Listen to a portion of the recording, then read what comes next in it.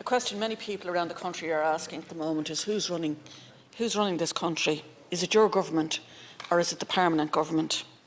We know the Secretary-General for the Department of Health, Robert Watt, is in a rarefied position, not least because his pay grade is above yours. But does that mean that he can snub his nose at attending Oireachtas committees and decline to be held accountable for decisions he takes? The same Secretary-General thinks so little of the Oireachtas Committee on Finance that he didn't even bother responding to their request for a meeting tomorrow to discuss the botched appointment of Tony Holohan to Trinity College. There was a significant 20 million sum associated with this proposed secondment, and the Finance Committee are tasked with investigating state spending. So why won't the Secretary-General and indeed the Health Minister appear before that committee?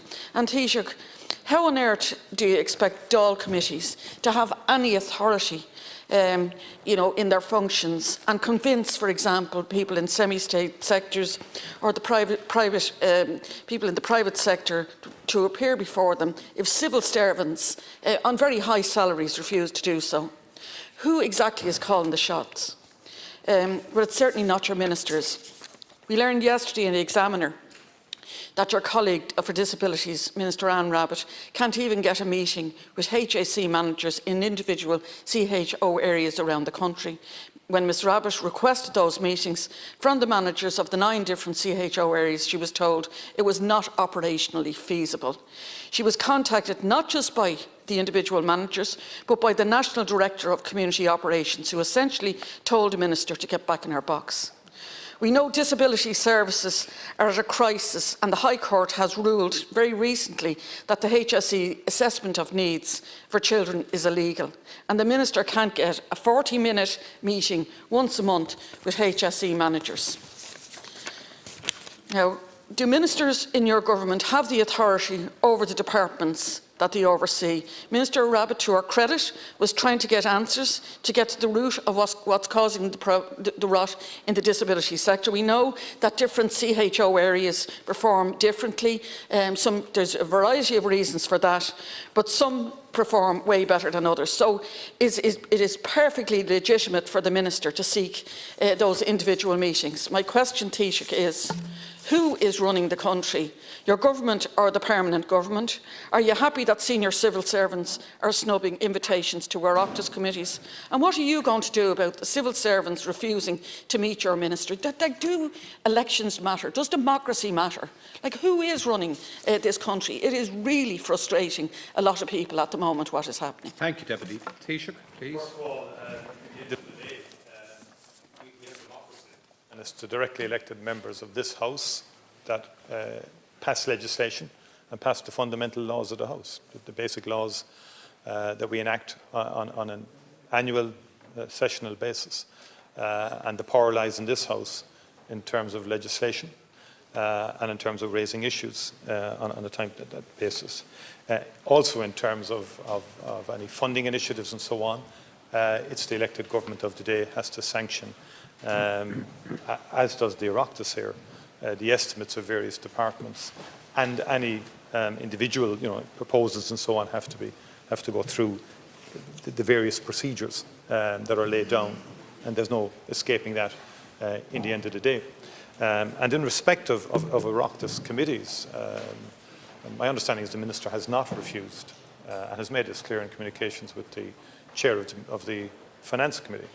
But what the Minister has said is that there's an external review that has been commissioned. From my perspective, it would seem logical that would allow the external review conclude in a matter of weeks, which would then feed into any consideration by any Oireachtas committee, although I think there's a number of Oireachtas committees, there's certainly 2 Oireachtas committees that indicated interest now.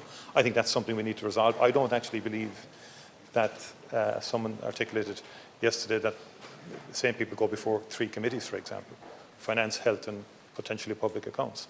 There are issues here that need to be dealt with and addressed, certainly. From a health research perspective, from the secondment of the Chief Medical Officer, that proposal, which didn't go ahead in the end. And I've said it repeatedly, it's regrettable that the entire situation happened in the manner that it did. There was some merit in the idea of building up capacity and pandemic preparedness into the future, learning lessons from our experience over the last 2 years in relation to the pandemic, which was a once in a century event. And as a country, we did relatively well compared to other countries in terms of dealing with that pandemic and with the crisis, and all the people involved in that, in the public health arena and elsewhere, deserve credit for that. But there has to be due process and procedure in relation to this. My view, I think the sensible way to proceed is to allow the external review conclude. It's not going to be too long. And then that would, no, it's a matter for the House ultimately. I'm not dictating on this. It's then a matter for the committees as well to proceed with it. But I think we'd have a more comprehensive, informed, perhaps, position in relation to it. But the Minister has made it clear to me that he has no issue in coming before a committee, but he believes there's a sequencing that would make sense. Thank you, Taoiseach. Deputy. It was a long 3 minutes, Taoiseach. There was 20 million involved here. It's perfectly legitimate for the Finance Committee to interrogate that. And the committees are committees of this House, not the committees of government. And if there's an external review, that is an issue for government or for the department. Can I just say that, like a Sláinte Care, for example, an all-party approach, when the head of HSE and the Secretary-General met with the Health Committee recently in relation to Sláinte Care, it was very clear they didn't want to implement Sláinte Care in full. So the permanent government were making that decision.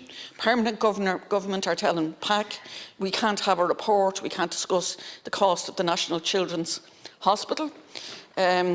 We keep on being told that there's lessons being learned, yet we don't learn lessons. What about the Minister who has responsibility for disability services being refused access to the people who are on the front line on the operational side?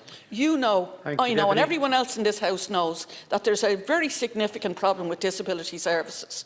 It is absolutely improper to refuse the Minister access to the staff that can interrogate that and understand what's going on so as it can be resolved. Thank you, Deputy Murphy. Taoiseach. First of all, I want to pay tribute to Minister Anne Rabbitte. I didn't get a chance in my first 3 minutes to deal with that, for her commitment, ongoing work in relation to disability issues. And indeed, I work with the Minister, and there will be, in my view, there has to be a review of progressing disability.